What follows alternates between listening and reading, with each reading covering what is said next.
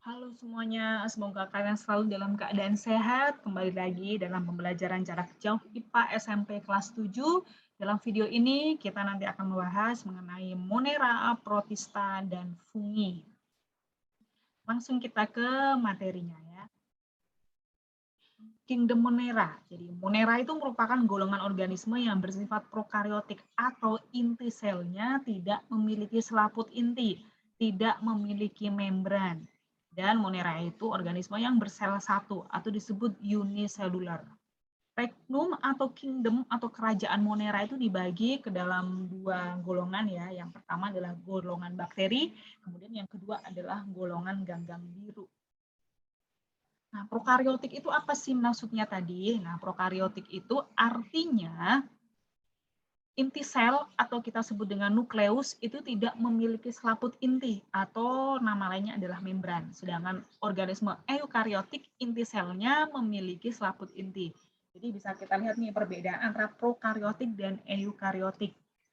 Kita lihat bahwa ini adalah inti selnya ya. Jadi di dalam inti sel itu ada seperangkat kromosom atau materi genetik. Jadi kalau pada organisme yang eukariotik, kromosomnya, ya, jadi kromosomnya itu di dalam inti sel dan inti selnya itu sudah tertutup oleh membran. Jadi rapi ya, kromosomnya ada di dalam inti sel ya karena dibungkus oleh membran. Sedangkan kalau prokariotik, materi genetiknya itu tersebar di dalam selnya. Kenapa? Karena dia tidak dibungkus oleh selaput inti atau membran inti. Perlu kita ingat karena mereka itu adalah organisme yang uniseluler. Jadi selnya hanya satu saja. Ya. Berikutnya ini adalah contoh dari kelompok Monera. Ada beberapa jenis bakteri. Contohnya ada bakteri Escherichia, ada bakteri Streptococcus, kemudian Salmonella. Nah, kemudian kita lihat di sini Spirulina. Ini adalah kelompok dari ganggang biru ya, Spirulina. Ini tadi contoh-contoh bakterinya. Salmonella itu bakteri yang menyebabkan makanan beracun. Kemudian ada bakteri yang berguna dalam pembuatan keju atau yang ada di dalam keju itu contohnya adalah Streptococcus lactis ya. Kemudian ada bakteri penyebab tetanus contohnya Clostridium tetani. Berikutnya itu adalah ganggang biru yang masih kelompok Monera. Jadi ganggang biru sering disebut organisme perintis karena mampu hidup di tempat yang belum dapat ditempati oleh organisme lain. Jadi bisa di mana saja habitatnya. Disebut ganggang biru karena punya pigmen klorofil berupa zat warna hijau yang disebut vicocyanin. Contoh ganggang biru itu adalah Anabaena azulae dan dia bisa bersimbiosis dengan Azolla pinnata. Ya, Anabaena dan Azolla ini dapat berkolaborasi mengikat nitrogen bebas di udara sehingga membantu untuk menyuburkan tanah. Contoh lain dari ganggang biru itu adalah spirulina yang dimanfaatkan sebagai suplemen karena memiliki protein yang tinggi. Dan tapi ada juga ganggang biru yang bersifat beracun karena dapat membunuh organisme yang ada di perairan tersebut. Ini adalah contoh dari ganggang biru tadi. Kita lihat pada gambar itu Azolla pinnata. Ketika kita lihat di bawah mikroskop dengan ukuran yang lebih kecil, 50 mikrometer, ternyata di situ ada sekelompok organisme lain. Nah, organisme lain itu namanya adalah Anabaena. Mereka bersimbiosis untuk mengikat oksigen, nitrogen dari udara bebas sehingga nanti di persawahan tersebut itu tanahnya atau lingkungannya menjadi lebih subur. Sedangkan yang kita lihat dalam pembesaran 20 mikrometer ini adalah contoh dari spirulina atau ganggang yang dimanfaatkan karena memiliki protein yang tinggi sering digunakan sebagai suplemen. Nah, ini adalah contoh penampakan dari ganggang biru yang merugikan karena beracun. Jadi ada Microcystis aeruginosa dan ada Anabaena flos aqua. Berikutnya kita masuk ke kingdom protista. Protista itu adalah organisme yang sudah eukariotik ya. Jadi intinya inti sel sudah memiliki selaput inti atau membran inti. Protista ada yang unicellular, sel satu, dan multiseluler, selnya banyak. Pengelompokan kingdom protista itu menjadi 3 bagian utama. Yang pertama, yang mirip jamur atau seperti jamur. Yang kedua, seperti hewan atau mirip hewan. Yang ketiga adalah seperti tumbuhan atau mirip tumbuhan.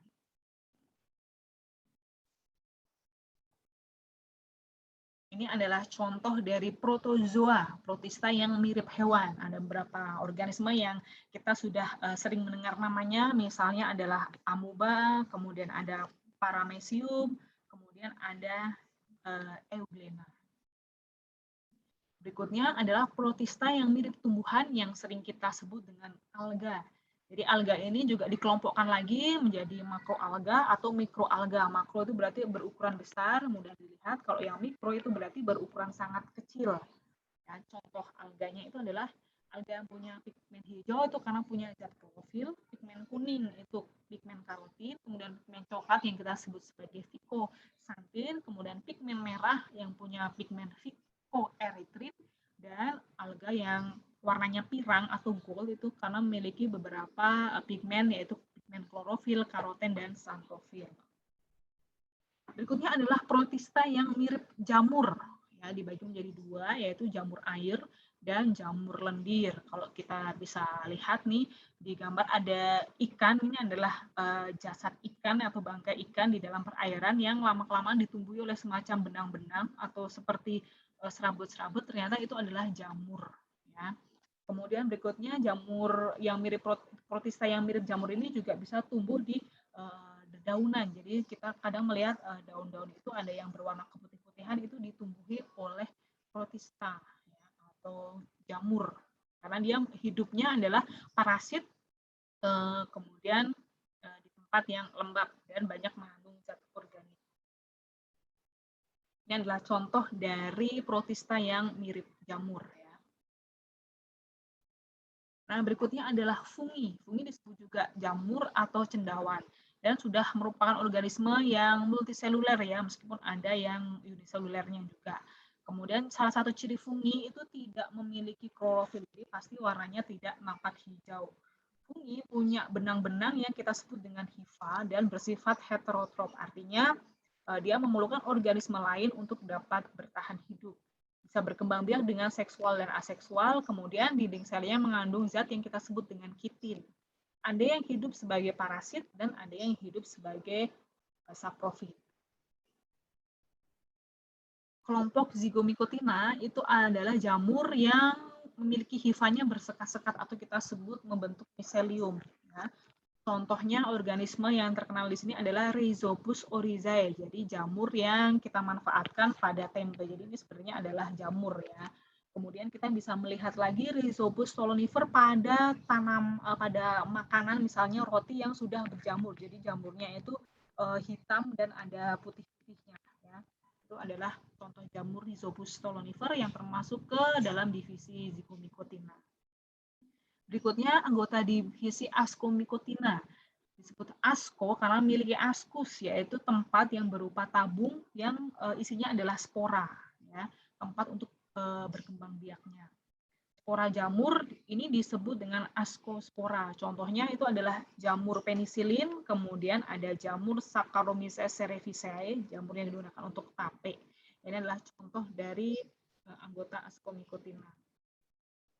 Berikutnya adalah Basidiomycotina. Jadi jamur yang bertubuh besar dan mudah diamati. Biasanya menyerupai seperti payung ya. Ini adalah jamur-jamur yang sering kita temukan dalam kehidupan sehari-hari, bahkan banyak kita manfaatkan. Contohnya ada jamur merang, kemudian ada jamur kuping, kemudian ada jamur tiram, dan bentuk-bentuknya juga sangat menarik. Tetapi perlu kita perhatikan bahwa biasanya bentuknya menarik itu jamurnya justru malah beracun. Contohnya itu ada jamur Amanita mussaria ya yang berwarna merah, ini jamur yang beracun, dan kelompok Amanita lain ini yang berwarna kekuningan, kuning keemasan, ini juga jamur yang beracun. Berikutnya adalah Deuteromycotina. Ini adalah jamur yang tidak sempurna karena perkembangbiakan generatifnya itu belum jelas. Contohnya itu ada jamur dari kelompok Aspergillus. Ya. Ada yang kita manfaatkan untuk membuat kecap, ada juga yang menghasilkan racun. Nah, pada gambar yang kita lihat ini adalah contoh dari jamur Aspergillus yang teramati ditumbuhkan atau dikultur di lab dan di dalam cawan petri. Ya. Kemudian jamur itu dapat berinteraksi dengan organisme lain, salah satunya membentuk simbiosis mutualisme antara ganggang dan jamur yang kita kenal dengan istilah lichen atau lichens ya. Ini simbiosis antara ganggang dengan jamur. Ganggangnya diuntungkan karena dilindungi dari kekeringan dan dibantu menyerap air serta mineral, sedangkan jamurnya itu dibantu mendapatkan makanan dari hasil fotosintesis ganggang. Jadi kalau kita lihat secara mikroskopis, ternyata ganggangnya itu hidup di dalam atau dilindungi oleh hifa jamur. Jadi di dalam hifa jamur. Kemudian si ganggang ini karena terlindungi, dia bisa mendapatkan air dan mineral, kemudian bisa berfotosintesis, hasil fotosintesisnya nanti akan sharing dengan si jamur. Contohnya itu adalah jamur dari divisi Ascomycotina dan dari Basidiomycotina. Salah satu manfaatnya itu adalah dapat digunakan sebagai indikator pencemaran lingkungan, bisa membuat kertas lakmus, dan bisa digunakan sebagai ramuan obat. Interaksi lain, contohnya nih, interaksi dari lichen, kita bisa lihat bahwa ada lichen yang berwarna kehijauan, berwarna putih, kemudian ada yang menyerupai serabut, ada yang berwarna kuning. Jadi lichen ini bisa tumbuh di batu, bisa tumbuh di pohon, bisa tumbuh di ranting kering atau di daunan. Ya, ini adalah contoh dari simbiosis antara ganggang dengan jamur. Berikutnya, interaksi lain itu kita sebut dengan mikoriza, yang merupakan suatu hubungan antara akar tumbuhan dengan jamur. Jadi mereka bersimbiosis, akar jamur itu akan lebih mudah untuk mengambil air dan hara mineral, kemudian digunakan untuk fotosintesis tumbuhan, sedangkan jamurnya nanti mendapatkan makanan dari si tumbuhan ini. Jadi kalau kita lihat, akar yang memiliki mikoriza, dia akarnya akan lebih banyak dan lebih padat.